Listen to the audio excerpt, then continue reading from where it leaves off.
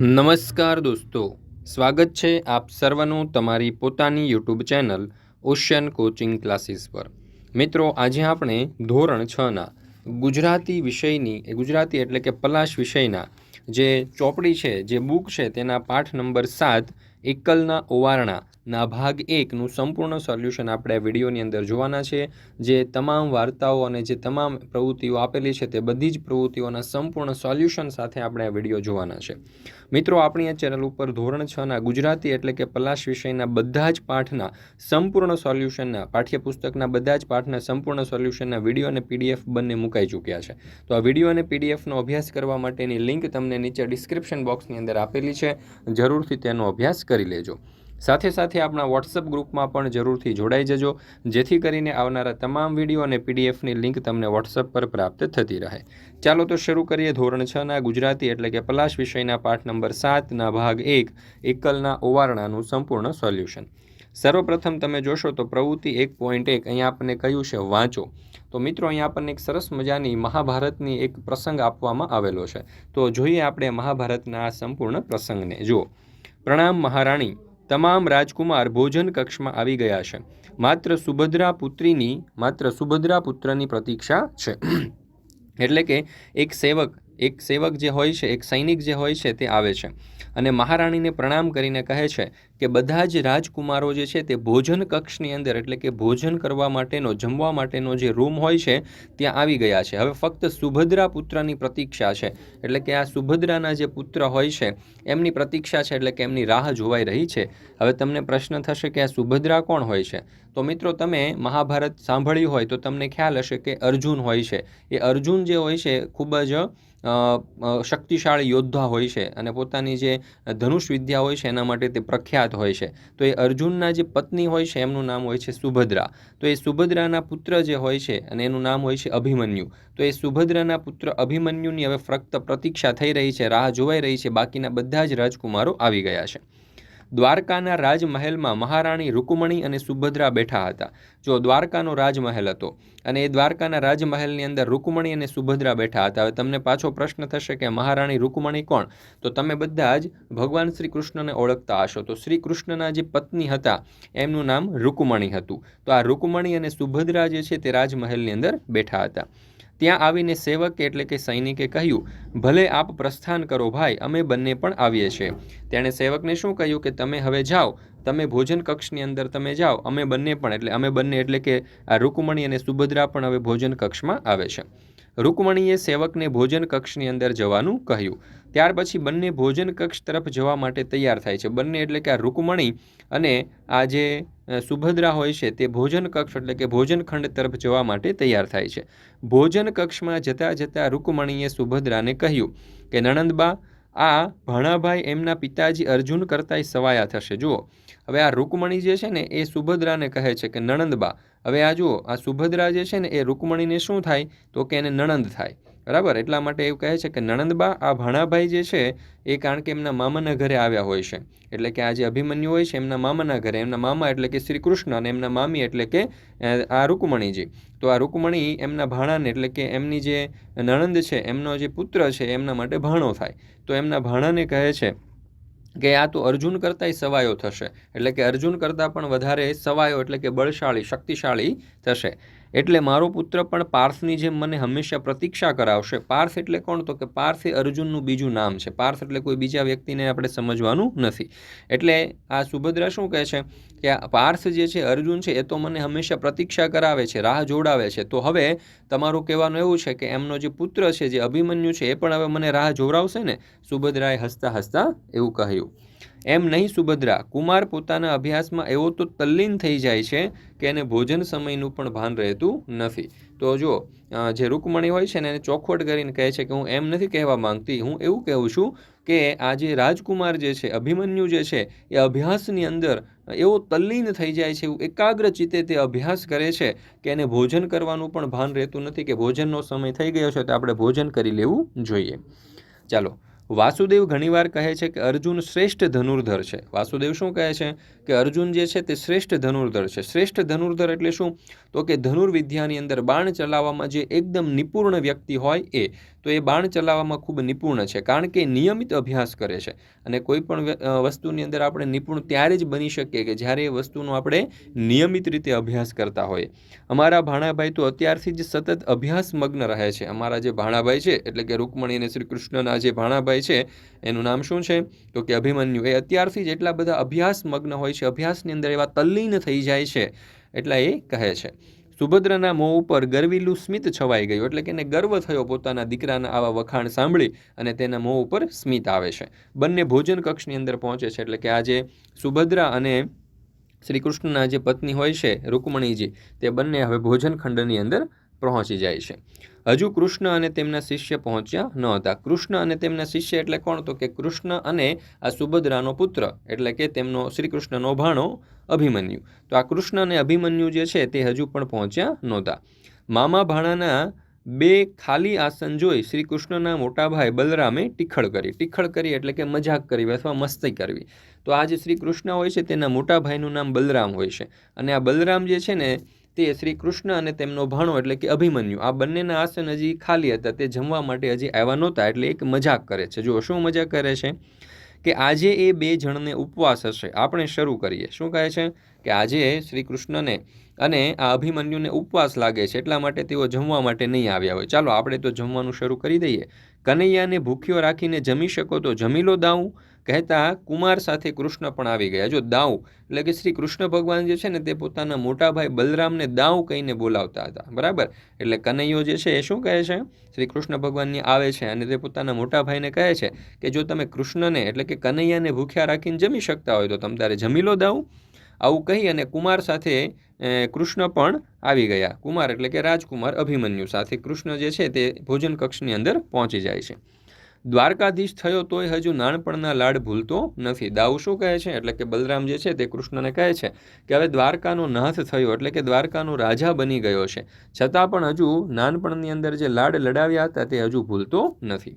બલરામના જવાબથી ભોજન કક્ષમાં હાસ્યની છોડો ઉડી, એટલે કે આવું બલરામે કહ્યું એટલે બધા લોકો જે છે ભોજન કક્ષની અંદર હાજર હતા તે બધા જ લોકો હસે છે. જુઓ દાઉ, મારા આ શિષ્યને સતત શીખતા રહેવામાં આનંદ આવે છે, એટલે કહે ત્યાં સુધી એની સાથે રહેવું તો પડે ને. શું કહે છે શ્રી કૃષ્ણ જે છે તે પોતાના મોટા ભાઈને કહે છે કે મારા આ શિષ્યને એટલે કે આ જે અભિમન્યુ છે તેને શીખવામાં ખૂબ આનંદ આવે છે, અને જ્યાં સુધી મને કંઈક ને કંઈક પ્રશ્નો પૂછા કરે ત્યાં સુધી મારે એના પ્રશ્નોના ઉત્તર તો આપવા પડે ને. આજે અભ્યાસ દરમિયાન અમે ચક્રવ્યૂહની ચર્ચામાં પડ્યા હતા. 6 કોઠા સુધી પહોંચ્યા ત્યાં તો ભોજન માટેનો આદેશ આવી ગયો. શું કહે છે કે આજે અમે જે અભ્યાસ કરી રહ્યા હતા એ અભ્યાસની અંદર અમે ચક્રવ્યૂહની ચર્ચામાં પડ્યા હતા. હવે આ ચક્રવ્યૂહ એટલે શું તો કે યુદ્ધના મેદાનની અંદર યુદ્ધ કરવા માટેની એક પદ્ધતિ છે, એક ચાલ છે, બરાબર, કે જેની અંદર આ જે સૈન્ય હોય છે, સૈનિકો હોય છે, એને ચક્રવ્યૂહની અંદર ગોઠવવામાં આવે છે, એટલે કે કમળની જે પાંખડીઓ હોય છે એ આકારની અંદર ગોઠવવામાં આવે છે અને જે શત્રુ હોય છે તેની એની અંદર ફસાવવામાં આવે છે આ ચક્રવ્યૂહની અંદર. એટલા માટે એને ચક્રવ્યૂહ તરીકે ઓળખવામાં આવે. ચક્રવ્યૂહ એટલે કે યુદ્ધ કરવા માટેની એક પદ્ધતિ, એવું તમે યાદ રાખી શકો. તો એ ચક્રવ્યૂહની ચર્ચામાં પડ્યા હતા, એટલે કે આ ચક્રવ્યૂહ વિશે ચર્ચા કરતા હતા. એની અંદર કુલ 7 કોઠાઓ આવે છે, એમાંથી 6ઠ્ઠા કોઠા સુધી આ શ્રી કૃષ્ણ જે છે તે સમજાવતા અભિમન્યુને પહોંચ્યા હતા. ત્યાં તો ભોજન માટેનો આદેશ આવી ગયો, એટલે તેઓ ભોજન કરવા માટે અહીંયા પહોંચે છે. ભોજનાંતે એટલે કે ભોજન કર્યા પછી બધા આરામ કક્ષ તરફ ગયા, એટલે કે ભોજન કર્યા પછી બધા જ આરામ કરવા માટે જાય છે. કુમાર મેદાન તરફ જવા નીકળ્યો. જો થાય છે શું કે બધા લોકો જે છે તે આરામ કરવા માટે આરામ કક્ષ તરફ જાય છે, જ્યારે કુમાર જે છે એટલે કે અભિમન્યુ જે છે તે મેદાન તરફ જાય છે, કારણ કે એને આરામ નહોતો કરવો, એને તો તૈયારી કરવી હતી, એને અભ્યાસ કરવો હતો.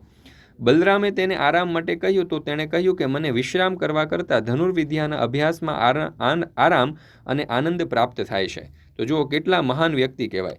એણે બલરામે આરામ કરવા માટે કહ્યું તો અભિમન્યુ શું કહે છે કે મને આરામ કરવા કરતાં, વિશ્રામ કરવા કરતાં જે ધનુર્વિદ્યા છે એટલે કે ધનુષ્યનો જે અભ્યાસ છે એ કરવામાં વધારે આરામ અને આનંદ પ્રાપ્ત આવે છે.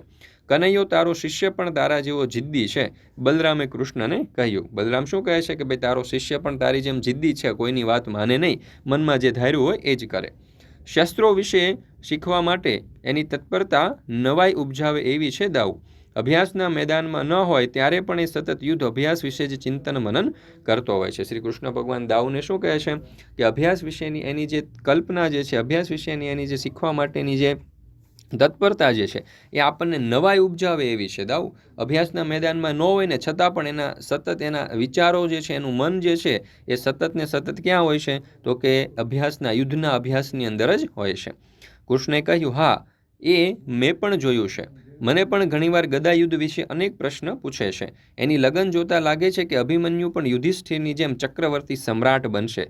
જો બલરામ શું કહે છે કે એની યુદ્ધ પ્રત્યેની એની જે અભ્યાસ કરવા માટેની જે લગની છે, એ જે યુદ્ધ કરવા એ યુદ્ધ માટેના જે દાવપેચ જે લગનથી એ શીખે છે, એ જોતાં મને પણ એવું લાગે છે કે તે યુધિષ્ઠિરની જેમ એક ચક્રવર્તી સમ્રાટ રાજા બનશે. કાલની કોને ખબર? મોટાભાઈ કૃષ્ણ ક્ષિતિજ સામે જોઈ અને બોલ્યા. ક્ષિતિજ એટલે શું? તો કે જ્યાં જમીન અને જ્યાં આસમાન એટલે કે આકાશ અને જમીન બંને જ્યાં ભેગા થતા હોય એવી આપણને જે એક રેખા દેખાય, દૂર દૂર તમે નજર કરો તો જમીન અને આકાશ બંને ભેગા થતા હોય એવી એક જે રેખા તમને દેખાય છે એને આપણે ક્ષિતિજ કહીએ છીએ. અને એ ક્ષિતિજ તરફ નજર રાખી અને શ્રી કૃષ્ણ ભગવાન છે તે એવું બોલે છે કે કાલને કોની ખબર? કાલની કોને ખબર કે કાલ શું થવાનું છે? આવું શા માટે બોલે છે શ્રી કૃષ્ણ ભગવાન? કારણ કે તે ભવિષ્યને જોઈ શકે છે. ભવિષ્યમાં શું થવાનું છે તે શ્રી કૃષ્ણને ખબર છે. એટલા માટે તે ક્ષિતિજ સામે જોઈ અને આવા શબ્દો બોલે છે કે ભાઈ કાલની કોને ખબર કાલે શું થવાનું છે. ચાલો, ત્યાર પછી પ્રશ્ન નંબર 1. અહીંયા આપણને કહ્યું છે કે શોધો અને નોંધો. તો ચાલો, અહીંયા આપણને કેટલાક પ્રશ્ન પૂછ્યા છે, એ વાર્તાના આધારે આપણે એમના ઉત્તર આપવાના છે. તો જોઈએ પહેલો સવાલ. આ રાજકુમારનું નામ. ચાલો, અહીંયા જે રાજકુમાર હતો એનું નામ શું હતું? તો એ રાજકુમારનું નામ હતું અભિમન્યુ.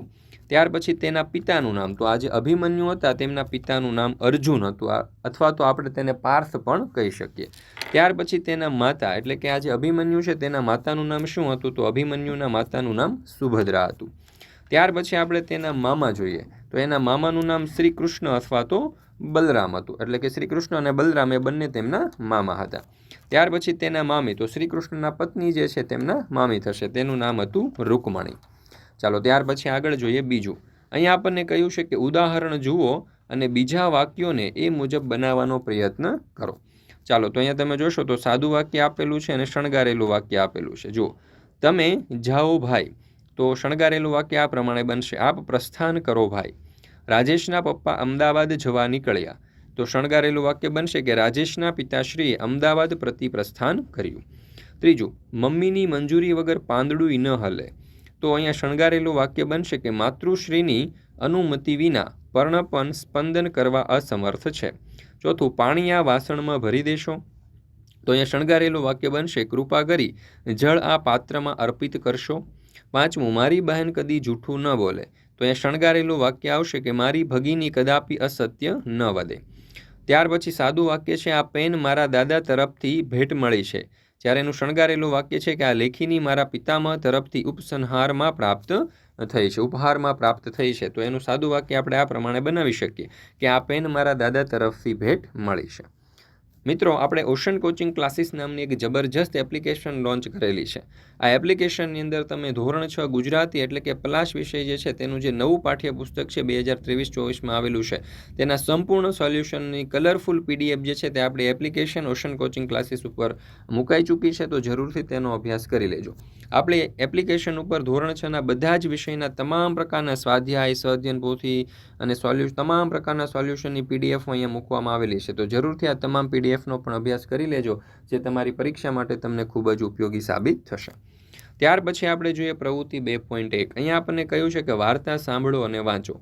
અભિમન્યુ ગાથાનું એકાગ્રચિત્તે શ્રવણ કરો, તત્પશ્ચાત તેનું પઠન કરો અને તેનું પુનઃ પઠન કરો. તો અહીંયા તમે જોશો તો આપણને એક સરસ મજાની વાર્તા આપવામાં આવેલી છે અને વાર્તાનું નામ છે અપરાજય. અપરાજય એટલે શું? તો કે જેને હરાવી ન શકાય એને કહેવાય અપરાજય.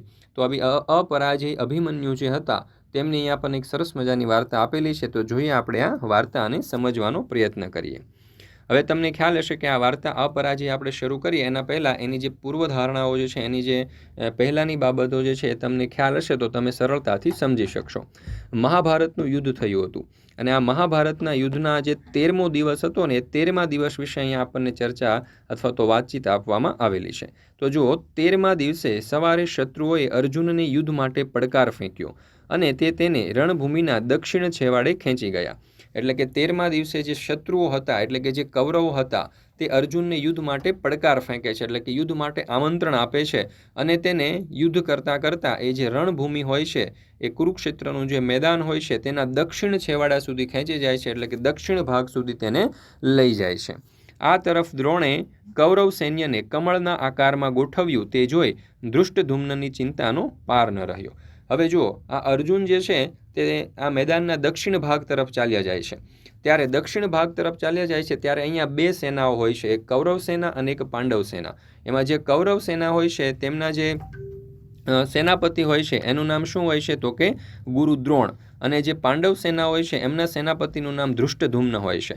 હવે આ અર્જુન જે છે તે દક્ષિણ ભાગ તરફ ચાલ્યા જાય છે ત્યારે આ કૌરવ સેનાના સેનાપતિ દ્રોણ જે હોય છે તે પોતાનું જે સૈન્ય હોય છે તેને કમળના આકારની અંદર ગોઠવે છે, એટલે કે ચક્રવ્યૂહની રચના કરે છે.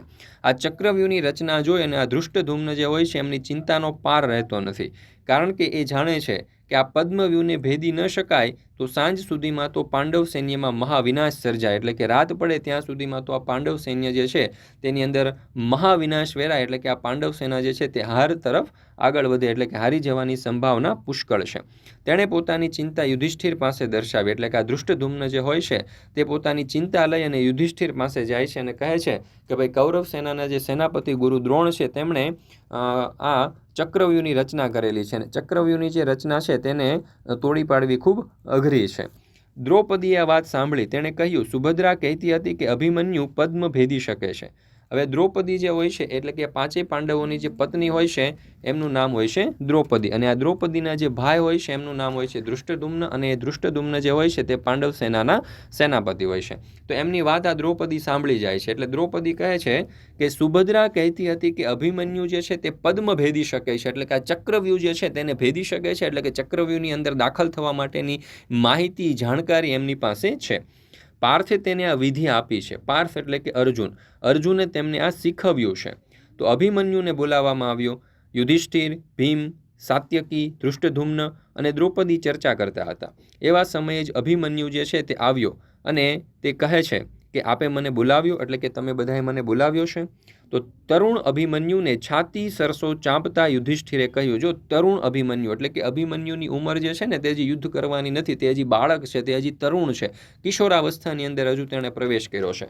તો તરુણ અભિમન્યુને છાતી સરસો ચાંપતા યુધિષ્ઠિર કહે છે કે હા બેટા, અમે જ તને બોલાવ્યો છે. દ્રોણે પદ્મવ્યૂહની રચના કરી છે, તેને ભેદવાની શક્તિ અને આવડત શ્રી કૃષ્ણ, અર્જુન અને પ્રદ્યુમ્ન સિવાય કોઈનામાં હોય તો તે તારામાં છે. અભિમન્યુ થોડી ક્ષણો મૌન સેવી રહ્યો. હવે જો અહીંયા જે આ પદ્મવ્યૂહ છે અથવા તો આ જે ચક્રવ્યૂહ છે, પદ્મવ્યૂહને ચક્રવ્યૂહના નામે પણ ઓળખવામાં આવે છે.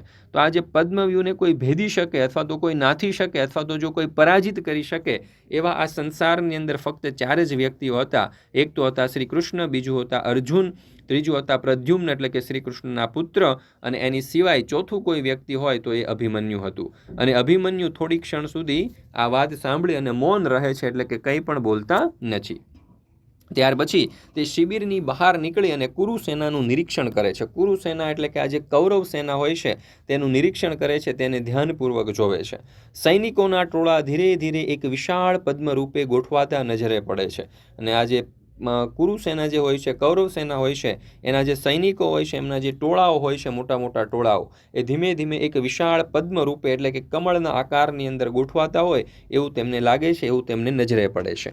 એક હાથ કમર ઉપર રાખીને અભિમન્યુ આ મહાપદ્મને નિરખી રહ્યો, એટલે કે એક હાથ પોતાના કમર ઉપર રાખે છે અને આ જે ટોળાઓ સૈનિકોના પદ્મ આકારની અંદર, કમળ આકારની અંદર ગોઠવાતા હોય છે તેને તે જોઈ રહે છે. સવારનો તડકો આ કુમળા યોદ્ધાના ગૌર વર્ણને દીપાવતો હતો, અને સવારનો જે કુમળો તડકો પડી રહ્યો હતો આ યોદ્ધાના શરીર ઉપર તે તેના ગૌર વર્ણને, ગૌર વર્ણ એટલે કે એનો ગોરો રંગ, એના જે સફેદ કલરનો જે ગોરો એનો જે ઘઉં વર્ણ રંગ હતો એ રંગને તે દીપાવતો હતો, એટલે કે વધારે ગોરો લાગતો હતો.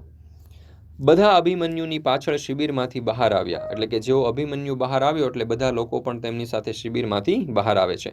યુધિષ્ઠિર તરફ ફરતા અભિમન્યુએ કહ્યું, કાકાશ્રી, આ પત્ર હું ભેદી શકીશ, પરંતુ મારા પદ્મવેશ પછી એટલે કે પદ્મ પ્રવેશ પછી જો તેની પાંખડીઓ બીડાઈ જાય તો પાંડવો એક મહારથી ગુમાવશે. પછી અભિમન્યુ હસે છે. જો હવે આ બધા અભિમન્યુની પાછળ શિબિરમાંથી બહાર આવે છે. શિબિર એટલે શું? તો કે જ્યારે પણ યુદ્ધ થતું હોય ત્યારે મેદાનની અંદર સૈનિકો અને આ જે મહારથીઓ હોય છે એમને રહેવા માટે જે તંબુઓ બનાવેલા હોય છે એને શિબિર તરીકે ઓળખવામાં આવે છે. તો આ બધા જ અભિમન્યુની પાછળ શિબિરમાંથી બહાર આવે છે અને યુધિષ્ઠિર તરફ જોતા અભિમન્યુ કહે છે કે કાકાશ્રી, આ પત્ર હું ભેદી શકીશ, એટલે કે આ જે પદ્મ છે તે પદ્મને હું ભેદી શકીશ, પરંતુ મારા પદ્મ પ્રવેશ પછી જો તેની પાંખડીઓ બીડાઈ જાય તો પાંડવો એક મહારથી ગુમાવશે. કારણ કે એ પાંખડીની અંદર તમે પણ અંદર પ્રવેશ કરી શકવા જોઈએ મારી સાથે સાથે, અને જો તમે મારી સાથે સાથે પ્રવેશ નહીં કરી શકો તો તમે એવું સમજજો કે એક પાંડવ મહારથી જે છે તે મૃત્યુ પામશે અથવા તો વીરગતિને પ્રાપ્ત થશે. આવું કહી અને અભિમન્યુ જે છે તે હસવા લાગે છે. ભીમ અભિમન્યુ પાસે આવ્યો અને કહ્યું, અમે તને ઘેરાવા નહીં દઈએ, બધા મહારથીઓ તારી સાથે જ રહીશું. એક વખત તું પદ્મવ્યૂહને તોડે તે સાથે જ અમે અંદર ઘસી જાય અને બધું વેર વિખેર કરી નાખશું. તો ભીમ અભિમન્યુ પાસે આવે છે અને અભિમન્યુ પાસે આવીને કહે છે કે ભાઈ અમે તને ઘેરાવા નહીં દઈએ, અમે બધા જ મહારથીઓ જે છે પાંડવ સેનાના મહારથીઓ તે બધા જ મહારથીઓ તારી સાથે ચાલીશું. અને એક વખત તું જેવું જ પદ્મવ્યૂહને તોડીશ કે તું જેવી રીતે અંદર દાખલ થઈશ તો તારી સાથે સાથે અમે પણ આ પદ્મવ્યૂહની અંદર દાખલ થઈ જઈશું અને અંદરની જે રચના જે છે, અંદરનું જે પદ્મવ્યૂહ છે તેને અમે વેર વિખેર કરી નાખશું, એટલે કે એને ભાંગી નાખીશું. અભિમન્યુ એક ડગલું આગળ આવ્યો અને ભીમની આંખોમાં આંખો પરોવી અને તેણે કહ્યું, એવું થઈ શકશે કે કેમ તે વિશે વિચાર હું છોડી દઉં છું. પછી ધૃષ્ટદ્યુમ્ન તરફ ફરી અને કહ્યું, મામા આજ્ઞા આપો, હવે સમય થઈ ગયો છે. રથમાં બેસવા જતા અભિમન્યુને દ્રૌપદીએ વહાલથી પાસે લીધો અને તેના કપાળે ચૂમી ભરી અને તેમને વિદાય આપી.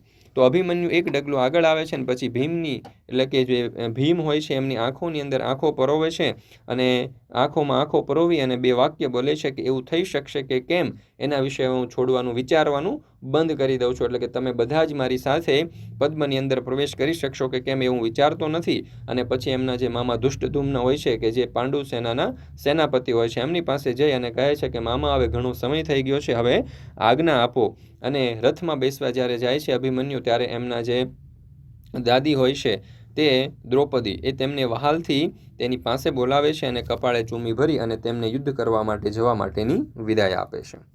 અભિમન્યુ રથમાં સવાર થયો કે સારથીએ તેને કહ્યું, કુમાર, દ્રોણને હું જાણું છું, તે નિયમ વિરુદ્ધ યુદ્ધ કરશે. આપે આપના પિતાશ્રીની આજ્ઞા લીધી હોત તો સારું હતું. જો અભિમન્યુ જેવા જ રથની અંદર સવાર થાય છે એટલે કે સારથી એમના જે હોય છે એના રથ ચલાવનાર વ્યક્તિ જે હોય એને સારથી કહેવાય. તો એ સારથી તેને કહે છે કે કુમાર, હું દ્રોણને જાણું છું, તેઓ નિયમ વિરુદ્ધ યુદ્ધ કરશે, માટે તમે તમારા પિતાજી અર્જુનની, પાર્થની જો તમે આજ્ઞા લીધી હોત તો સારું હતું. ત્યારે આ જે નીડર બાળક હોય છે, નીડર અભિમન્યુ જે હોય છે તે પોતાનો જવાબ આપતા કહે છે કે મેં મારી મોટી માના આશીર્વાદ લઈ લીધા છે. અભિમન્યુ રથના આગળના ભાગે નમી અને પોતાના સારથીની પીઠ થાબડતા બોલ્યો. એટલે કે પોતાનો જે સારથી હોય છે એની પીઠ થાબડતા તે કહે છે કે મેં મારી મોટી માના આશીર્વાદ લઈ લીધા છે. સુમિત્ર તે પોતાના જે સારથી છે તેને કહે છે, સુમિત્ર, કદાચ સાંજે હું મારી મોટી માને ચરણે વંદન કરવા પાછો ન ફરું, પરંતુ હવે એ વિચારવાનો સમય નથી. એ શું કહે છે કે હવે સાંજે કદાચ હું આ શિબિરની અંદર પાછો ન ફરી શકું, હું મારી જે મોટી માં છે એટલે કે જે દ્રૌપદી છે તેને હું ફરી વખત વંદન ન કરી શકું એવું પણ બની શકે, પરંતુ હવે મારી પાસે વિચારવાનો સમય નથી. હું અર્જુન અને સુભદ્રાનો પુત્ર છું, શ્રી કૃષ્ણનો ભાણેજ છું અને ઉત્તરાનો પતિ છું. ભય પામવાનું હું શીખ્યો જ નથી, એટલે કે ડરતા હું શીખ્યો નથી અને મને ડર શું કહેવાય એની ગતાગમ જ નથી, એનો ખ્યાલ જ નથી. રથને સીધો જ પદ્મની વચ્ચોવચ્ચ દોડાવી જા.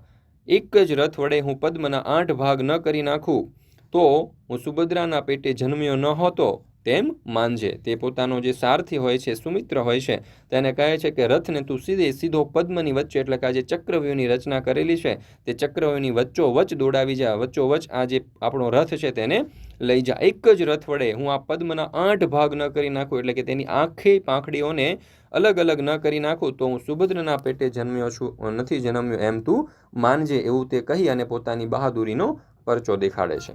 અભિમન્યુના રથની લગોલગ સાત્યકી, ભીમ, યુધિષ્ઠિર, સહદેવ, નકુલ, કૈકાય બંધુઓ અને ધુષ્ટધુમ્ન જે હોય છે એમના રથ અતિ વેગપૂર્વક રથભૂમિ તરફ દોડતા આવતા હોય છે.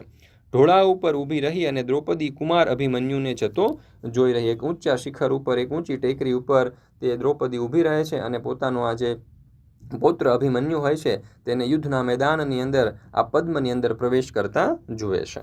અહીંયા તમે જોઈ શકો છો કે પદ્મની જે રચના જે છે તેનો થોડો ઘણો અણસાર આપણને અહીંયા આપવામાં આવેલો છે.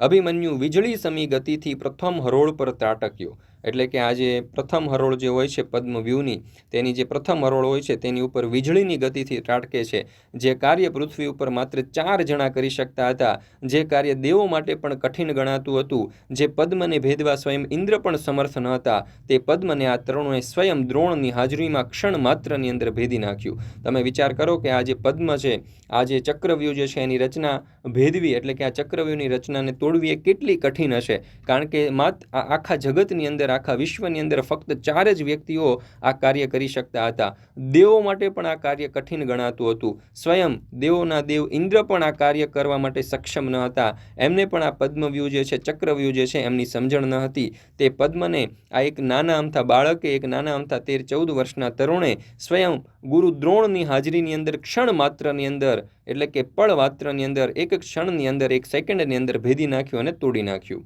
દ્રોણના ગર્વના ચૂરે ચૂરા થઈ ગયા. એટલે કે ગુરુ દ્રોણને પોતાના ઉપર જે અભિમાન હતું કે અર્જુન જે છે તે દક્ષિણ ભાગ તરફ ચાલ્યો ગયો છે, હવે પાંડવ સેનામાંથી કોઈ પણ વ્યક્તિ આ જે ચક્રવ્યૂહ છે તેની રચના તોડી નહીં શકે અને સાંજ સુધીમાં પાંડવો જે છે તે હારી જશે. એને પોતાના ઉપર આ જે ગર્વ હતો એ ગર્વના ચૂરે ચૂરા થઈ ગયા. એટલે કે એનો ગર્વ પણ નષ્ટ થઈ ગયું. દ્રૌપદીની આંખો આંસુથી છલકાઈ ગઈ. પોતાના પુત્રના આવા પરાક્રમ જોઈ અને દ્રૌપદી જે છે તે પોતાના પુત્ર ઉપર ખૂબ એને અભિમાન થાય છે અને ગર્વ થાય છે, અને ગર્વના કારણે તે એની આંખમાંથી આંસુઓ છલકાઈ પડે છે. સમુદ્રનું મોજું છીછરા ટાપુ ઉપર ફરી વળે તેમ અભિમન્યુ કૌરવો ઉપર છવાતો ચાલ્યો. દ્રૌપદીનો આનંદ લાંબો સમય ન ટક્યો.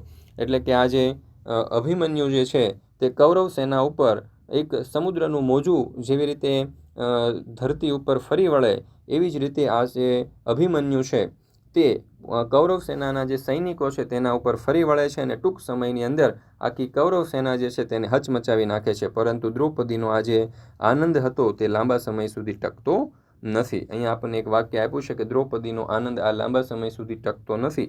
તો હવે શું થશે વિચારો જોઈએ દોસ્તો. અભિમન્યુની પાછળ જતા ભીમ સહિત તમામ યોદ્ધાઓને જયદ્રથે રોકી દીધા અને પદ્મ ફરી યથાવત બીડાઈ ગયું. હવે અભિમન્યુની પાછળ પાંડવ સેનાના જેટલા પણ મહારથીઓ હતા ને બધા જ એમની પાછળ જતા હતા, પરંતુ જયદ્રથે તેમને રોકી દીધા. કારણ કે જયદ્રથને એક વરદાન હતું કે તે એક દિવસ માટે અર્જુન સિવાયના બાકીના બધા જ મહારથીઓ જે છે તેમને પોતે એકલા રોકી શકશે. અને તેમણે પોતાના આ જે વચન મળ્યું હતું, એમને પોતાને જે પોતાને વરદાન મળેલું હતું તે વરદાનનો અત્યારે તે હાલમાં ઉપયોગ કરે છે અને અર્જુન સિવાયના જે બધા જ મહારથીઓ હોય છે તેમને તે રોકી લે છે. અને આ જે અભિમન્યુ હોય છે તે પદ્મની અંદર પ્રવેશ કરે છે અને બાકીના જે યોદ્ધાઓ હોય છે તેને આ જયદ્રથ રોકી લે છે અને પદ્મ જે છે તે યથાવત રીતે પાછું બીડાઈ જાય છે. ઘડી પહેલાં ચૂમેલું નાનકડું મુખ ફરી જોવા નહીં મળે તે સમજતા દ્રૌપદી શોક, શરમ, દુઃખ અને અસહાયતાના ભાર તળે દબાઈ ગઈ.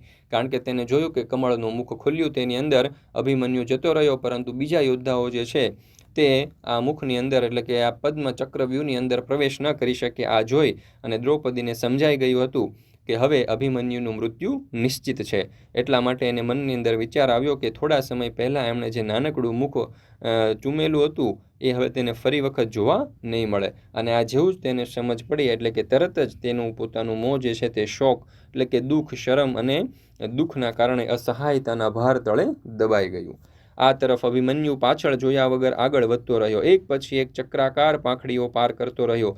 તે પદ્મ મધ્યે આવી પહોંચ્યો અને આ તરફ અભિમન્યુ છે તે પાછળ પણ જોતો નથી અને સતત ને સતત યુદ્ધની અંદર આગળ વધતો જાય છે. એક પછી એક ચક્રાકાર પાંખડીઓ હોય છે અને પાર કરતા તે પદ્મ મધ્ય આવી પહોંચે છે. એટલે કે આ ચક્રવ્યૂહની એકદમ વચ્ચેના ભાગની અંદર આવી પહોંચે છે. તેનો પ્રતાપ વધતો ચાલ્યો.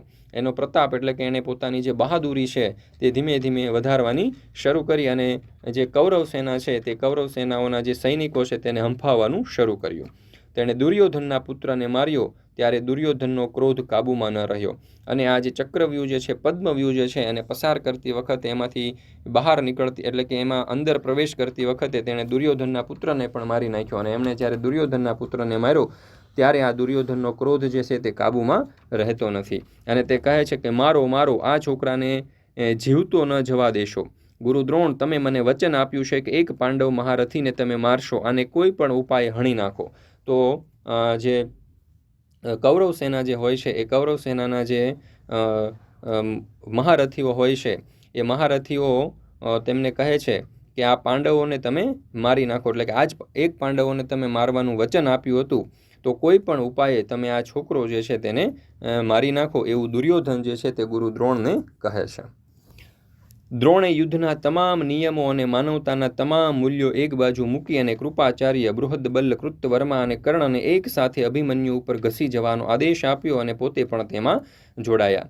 જો ગુરુ દ્રોણ શું કરે છે, યુદ્ધના તમામ નિયમોનું ભંગ કરે છે. અને યુદ્ધના નિયમોનો તો ભંગ કરે છે, પણ જે માનવતા એટલે કે જે માનવીય મૂલ્યો હોય, એ માનવીના જે સંસ્કારો હોય એને પણ તે એક બાજુ મૂકી દે છે. કારણ કે યુદ્ધની અંદર એવો નિયમ બનાવવામાં આવ્યો હતો કે એક મહારથી ફક્ત એક મહારથી સાથે જ યુદ્ધ કરશે. એક મહારથી ઉપર કોઈ 2 કે 3 કે વધારે મહારથીઓ એક સાથે યુદ્ધ કરી શકે નહીં. પરંતુ ગુરુ દ્રોણે આ તમામ નિયમોને નેવે મૂકી દીધા અને માનવીય મૂલ્યો હતા એને પણ બાજુએ મૂકી દીધા. અને આ પોતાના જે મહારથીઓ હતા જેમ કે કૃપાચાર્ય, બૃહદબલ્લ, કૃતવર્મા, કર્ણ અને પોતે પણ અભિમન્યુ ઉપર એક સાથે ઘસી જવાનો આદેશ આપે છે અને એક સાથે તે અભિમન્યુ ઉપર હુમલો કરે છે અને પોતે પણ તેની અંદર જોડાય છે. એટલે કે ગુરુ દ્રોણ પણ તેમાં જોડાય છે. જયદ્રથ પણ ત્યાં આવી પહોંચ્યો અને તેણે કહ્યું કે પાંડવો પદ્મની અંદર પ્રવેશ કરી શક્યા નથી. અને ત્યાં જ જયદ્રથ પણ આવી પહોંચે છે અને જયદ્રથ આવીને કહે છે કે પાંડવો પદ્મની અંદર પ્રવેશ કરી શક્યા નથી. બાળક અભિમન્યુએ જયદ્રથનું વચન સાંભળ્યું. પદ્મમાં પોતે એકલો જ છે તે જાણ્યા પછી આખરનું યુદ્ધ કરવા તે સજ્જ થયો.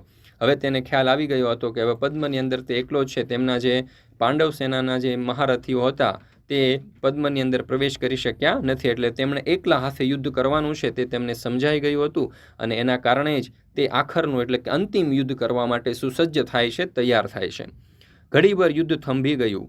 ભૂખ્યા ઝરખના ટોળા વચ્ચે ઘેરાઈ ગયેલો અશક્ત ઘાયલ વાઘ એકદમ ઝરખને હણી નાખી અને માર્ગ કરવા તૈયાર થાય તેમ અભિમન્યુએ એક પછી એક 6 મહારથીઓ પર દ્રષ્ટિ કરી અને અંતિમ યુદ્ધ માટે શસ્ત્રો ઉઠાવ્યા. થોડી વાર માટે યુદ્ધ જે છે તે અટકી જાય છે. હવે જો ભૂખ્યા ઝરખના ટોળા વચ્ચે એટલે કે જે આ શિયાળિયાઓ હોય છે એ ભૂખ્યા શિયાળિયાના ટોળા વચ્ચે ઘેરાઈ ગયેલો એક અશક્ત ઘાયલ વાઘ જેવી રીતે ઊભો હોય પોતાના જીવને બચાવવા માટે થઈ, એવી રીતે એકાદ ઝરખને હણી નાખી અને માર્ગ કરી અને ત્યાંથી નીકળી જવાશે એવું તૈયાર થાય, એવું ઝરખ જેવી રીતે એવી રીતે વાઘ જેવી રીતે તૈયાર થાય તેમ અભિમન્યુ પણ એક પછી એક એ 6 મહારથીઓ ઉપર દ્રષ્ટિ કરે છે એટલે કે નજર કરે છે, તેમને જુએ છે અને પછી અંતિમ યુદ્ધ માટે એટલે કે છેલ્લા યુદ્ધ માટે તે પોતાના શસ્ત્ર ઉઠાવે છે અને પોતે યુદ્ધ કરવા માટે તૈયાર થઈ જાય છે. પરંતુ 6 મહારથીઓએ એક સાથે હુમલો કરી તેને શસ્ત્રવિહીન અને રથવિહીન કરી નાખ્યો અને નિશસ્ત્ર બાળકને ભૂમિ ઉપર પાડી નાખી અને તેનો વધ કરે છે. પરંતુ થાય છે એવું કે આ 6 મહારથીઓ છે તે એક સાથે હુમલો કરે છે અને એક સાથે હુમલો કરીને તેને શસ્ત્રવિહીન કરી નાખે છે અને તેને રથમાંથી પણ પાડી દે છે, તેનો રથ પણ તોડી નાખે છે. એટલે કે એમના બધા જ શસ્ત્ર અને રથ જે હોય છે તેમને તોડી નાખે છે અને ત્યાર પછી આ બાળક એકદમ નિશસ્ત્ર થઈ જાય છે, જમીન ઉપર હોય છે અને આ નિશસ્ત્ર બાળકને ભૂમિ ઉપર પાડી એટલે કે જમીન ઉપર પાડી નાખી વધ કરે છે. એટલે કે આ 6 મહાયોદ્ધાઓ જે હોય છે, 6 મહારથીઓ હોય છે તે મળી અને એકલા જે નાનું બાળક હોય છે એટલે કે એકલો જે અભિમન્યુ હોય છે તેના ઉપર હુમલો કરે છે અને તેમને મારી નાખે છે. આ ઘટનાની અસર દ્રૌપદી, અર્જુન, ભીમ, કૃષ્ણ અને દુર્યોધન ઉપર કેવી થઈ હશે એ તમારે વિચારવાનું છે. કારણ કે નાના અમથા 13 વર્ષના બાળક ઉપર આ 6 મહારથીઓએ ભેગા થઈ અને એમના ઉપર હુમલો કર્યો અને એમને મારી નાખ્યા. દુર્યોધને ઉત્સાહમાં આવીને શંખનાદ કર્યો. વિષાદગ્રસ્ત દ્રૌપદી આ શંખ ધ્વનિ સાંભળી અને ઊભી થઈ ગઈ. વિષાદગ્રસ્ત એટલે કે દુઃખી. આ જે દુઃખી દ્રૌપદી હોય છે તેમણે આ શંખ ધ્વનિ સાંભળ્યો અને શંખ ધ્વનિ એટલે કે આ શંખનો અવાજ સાંભળ્યો અને તે ઊભી થઈ જાય છે. અર્જુન અભિમન્યુના શોકમાં યુદ્ધ ત્યાગ કરી અને ચાલ્યો ન જાય તે જોવાનું તેના શિરે હતું. એટલે કે અર્જુન જે છે તે અભિમન્યુના શોકની અંદર યુદ્ધ ત્યાગ કરી અને ચાલ્યો ન જાય તે જોવાનું પણ એમના શિરે હતું. એટલે કે આ જોવાનું હતું. પુત્ર વિયોગના દુઃખને દબાવીને તે અર્જુનના પાછા ફરવાની રાહ જોવા લાગી. અને આ જે અર્જુન હોય છે એ અર્જુન પણ ફરીને યુદ્ધ કરી અને પાછો ફરે દક્ષિણ ભાગ તરફથી તેને તે વાટ જોવા લાગી. એટલે કે આ દ્રૌપદી જે હોય છે એ પણ પોતાના પતિ એટલે કે અર્જુનના પાછા આવવાની રાહ જોવા લાગે છે. દક્ષિણના યુદ્ધમાંથી સામેથી પાછા ફરતા અર્જુને પદ્મને વિખેરાતા જોયું. પદ્મવ્યૂહની રચના કરાઈ હતી તે જાણતા જ તેને ફાળ પડી. તે ઉતાવળે પગલે શિબિરમાં પ્રવેશ્યો. તમામ પાંડવો વચ્ચે અભિમન્યુને ન જોતા તે સમજી ગયો કે અભિમન્યુ ક્યાં છે. જુઓ, દક્ષિણ દિશાની અંદર તે યુદ્ધ કરવા પહોંચ્યા હતા અને દક્ષિણ દિશામાંથી યુદ્ધ કરી અને તેઓ પાછા આવતા હતા ત્યારે અર્જુને જોયું કે ગઈ કૌરવ સેનાના જે સૈનિકો હોય છે એ પદ્મની અંદર ગોઠવાયેલા હતા અને એ પદ્મ આકારમાંથી વિખાઈ રહ્યા હતા. પદ્મવ્યૂહની રચના કરાઈ હતી તે જાણી એટલે તરત જ તેને મનની અંદર ફાળ પડે છે. એટલે કે એને શંકા થાય છે કે જરૂરથી કંઈક એવી ઘટના ઘટી છે જે ન થવી જોઈએ. એટલે કે કંઈક એવી ઘટના ઘટી છે જે આપણા માટે સારી નથી. તે ઉતાવળે પગલે શિબિરની અંદર એટલે કે પોતાના જે તંબુઓ મૂકેલા હોય છે તે શિબિરની અંદર પ્રવેશે છે અને તમામ પાંડવો ઊભેલા હોય છે અને તમામ પાંડવોની વચ્ચે પોતાનો પુત્ર અભિમન્યુ હોતો નથી અને પોતાના પુત્ર અભિમન્યુને ન જોતા તે તરત જ સમજી જાય છે કે અભિમન્યુનું શું થયું છે અને અભિમન્યુ ક્યાં ગયો છે. યુધિષ્ઠિર મોટા અવાજે રડી પડ્યા, પાર્થ, અમે તારા પુત્રના હત્યારા છીએ. અમે તેને વચન આપ્યું હતું કે અમે તેની પાછળ ચક્રવ્યૂહમાં ઘસી જઈશું, પરંતુ જયદ્રથ તેઓ આગળ બોલી ન શક્યા. ભીમ દુઃખ અને ક્રોધથી પાગલ થઈ અને પોતાના જે કેશ હતા, પોતાના જે વાળ હતા તે ખેંચતો રડતો હતો. હવે યુધિષ્ઠિર મોટા અવાજે અર્જુન પાસે જાય છે અને કહે છે કે અર્જુનનું બીજું નામ પાર્થ પણ હતું. પાર્થ, અમે તારા પુત્રના હત્યારા છીએ. અમે તેને બચાવી ન શક્યા. અમે તેને વચન આપ્યું હતું કે અમે ચક્રવ્યૂહમાં તેની પાછળ અમે પદ્મની અંદર પ્રવેશ કરીશું, પરંતુ જયદ્રથે અમને રોકી લીધા. એવું તે બોલી નથી શકતા, પરંતુ એ બોલવા જાય છે, પરંતુ તે આગળ નથી બોલી શકતા કે જયદ્રથે અમને રોકી લીધા અને અમે પદ્મની અંદર પ્રવેશ ન કરી શક્યા. તેઓ આગળ નથી બોલી શકતા યુધિષ્ઠિર. અને ભીમ પણ એટલા ગુસ્સે હોય છે કે પોતાના જે વાળ હોય છે એ ગુસ્સાની અંદર ખેંચવા લાગે છે અને રડવા લાગે છે. શ્રી કૃષ્ણ શિબિરના દ્વારમાં જ શાંત અને નિશ્ચલ ઊભા રહ્યા.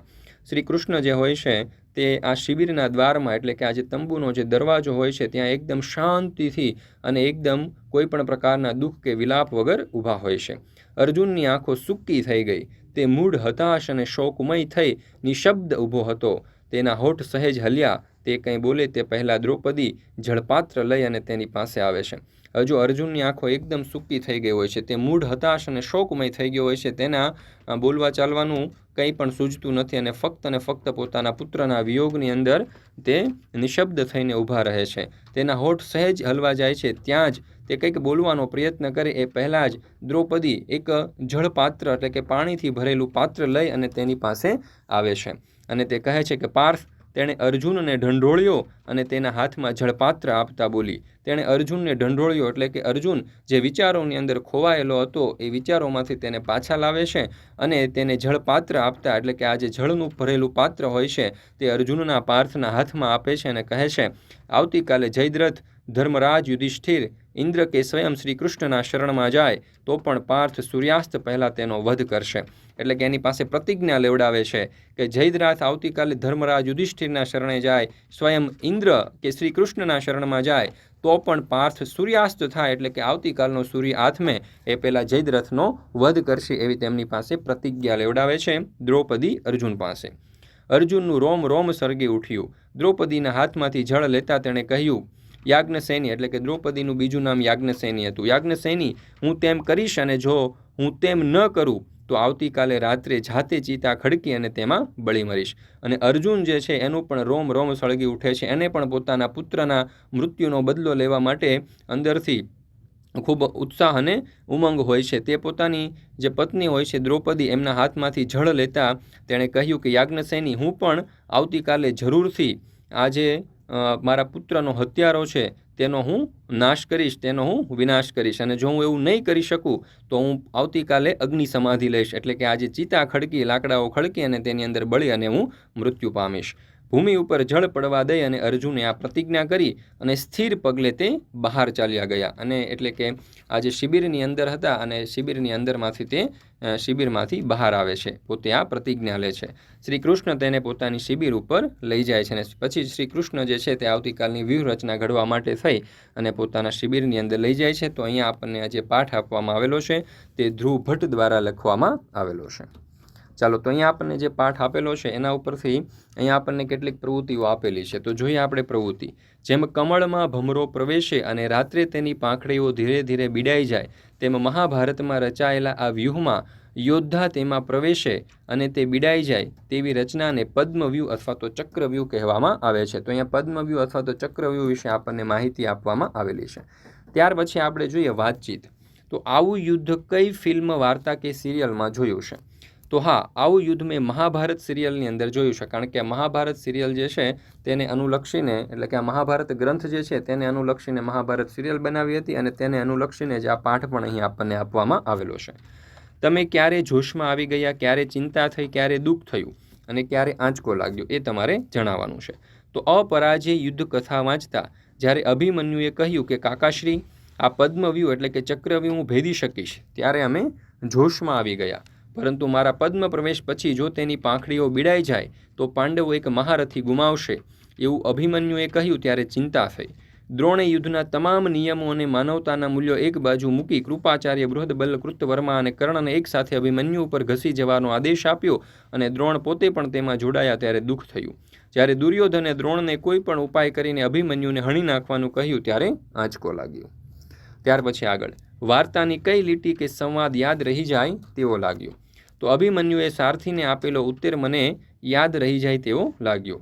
મેં મારી મોટી માના આશીર્વાદ લઈ લીધા છે. અભિમન્યુ રથના આગળના ભાગે નમી અને પોતાના સારથીની પીઠ થાબડતા બોલ્યા, સુમિત્ર, કદાચ સાંજે હું મારી મોટી માને ચરણે વંદન કરવા પાછો ન ફરું, પરંતુ હવે એ વિચારવાનો સમય નથી. હું અર્જુન અને સુભદ્રાનો પુત્ર છું, શ્રી કૃષ્ણનો ભાણેજ અને ઉત્તરાનો પતિ છું.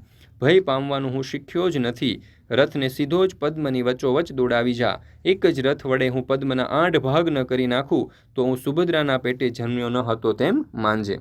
તો આ વાક્ય જે છે તે યાદ રહી જાય તેવું છે. અભિમન્યુની કઈ વાત તમને ખૂબ ગમી? તો અભિમન્યુએ સારથીને જે વાત કરી તે મને ખૂબ ગમી. હું અર્જુન અને સુભદ્રાનો પુત્ર છું, કૃષ્ણનો ભાણેજ અને ઉત્તરાનો પતિ છું. ભય પામવાનું હું શીખ્યો જ નથી. રથને સીધો જ પદ્મની વચ્ચોવચ દોડાવી જા. એક જ રથ વડે હું પદ્મના 8 ભાગ ન કરી નાખું તો હું સુભદ્રાના પેટે જન્મ્યો ન હતો તેમ માનજે. આ વાત મને ખૂબ ગમી. તમે અભિમન્યુની જગ્યાએ હોય તો યુદ્ધમાં જાઓ કેમ? તો જવાબ આવશે કે હા, હું અભિમન્યુની જગ્યાએ હોઉં તો જરૂર યુદ્ધમાં જાઉં. કેમ કે પરિવાર પર આવી પડેલા હારના સંકટને દૂર કરવા દુશ્મનો સામે લડવું જરૂરી હોય છે. ત્યાર પછી આગળ, લડાઈ થવાના કારણો શા હોય છે? તો જુઓ, પરંપરામાં લડાઈ એટલે કે યુદ્ધ થવાના મુખ્ય 3 કારણો બતાવ્યા છે. જર એટલે કે ઝવેરાત અથવા તો સંપત્તિને લઈને, બીજું જમીનને લઈને અને ત્રીજું જોરું એટલે કે સ્ત્રીને લઈને. અત્યારે યુદ્ધમાં કયા કયા હથિયારો વપરાય છે? તો અત્યારે યુદ્ધમાં અનેક પ્રકારના આધુનિક હથિયારો વપરાય છે, જેવા કે બોમ્બ, અણુબોમ્બ, ટેન્ક, બંદૂક, મશીનગન, મિસાઇલ, ડ્રોન, ફાઇટર પ્લેન વગેરે. ત્યાર પછી આગળ, યુદ્ધ રોકવા જોઈએ શા માટે? તો જવાબ આવશે કે હા, યુદ્ધ રોકવા જોઈએ. યુદ્ધો વિનાશકારી હોય છે. યુદ્ધમાં જે શસ્ત્ર વપરાય છે એની અસરો લાંબા ગાળાની હોય છે અને માનવ જીવનને ન પોષાય એવી ખોટ ભોગવવી પડે છે. જાપાનના હિરોશીમા અને નાગાસાકીના યુદ્ધોનો ઇતિહાસ આપણને યુદ્ધો ન કરવાનો સંદેશ આપે છે. વર્તમાન સમયમાં યુદ્ધ કોઈ પણ દેશ વચ્ચે લડાય તો પણ તેના કારણે સમગ્ર વિશ્વમાં તેની અસરો થાય છે. ચીજ વસ્તુઓની તંગી ઊભી થાય છે, તેમના ભાવોનો વધારો થાય છે. યુદ્ધ રોકવું હોય તો શું કરવું પડે?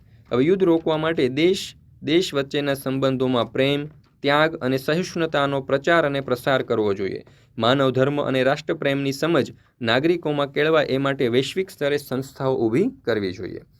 ત્યાર પછી 2.2, 13મા દિવસે સવારે આનંદ અથવા તો લાંબો સમય ન ટક્યો ત્યાં સુધી, 13મા દિવસે સવારેથી લઈ અને આનંદ લાંબો સમય ટક્યો નહીં ત્યાં સુધી વાંચો અને ખરા વિધાનો સામે ખરાની અને ખોટા વિધાન સામે ખોટાની નિશાની કરો. એમાં પેલું, દ્રોણે પદ્મવ્યૂહની રચના કરી તેથી પાંડવ સેના ચિંતિત હતી. તો જવાબ આવશે સાચું. ત્યાર પછી બીજું, પિતાએ અને મામાએ અભિમન્યુને પદ્મવ્યૂહ ભેદતા શીખવ્યું હતું. ચાલો, તો એમાં જવાબ આવશે સાચું. ત્યાર પછી ત્રીજું, અભિમન્યુને વિશ્વાસ હતો કે તે પોતે ચક્રવ્યૂહ તોડી શકશે. તો જવાબ આવશે સાચું. ત્યાર પછી ચોથું, વ્યૂહની બહાર નીકળવા માટે અભિમન્યુને અન્ય યોદ્ધાઓની મદદની જરૂર હતી. તો જવાબ આવશે સાચું.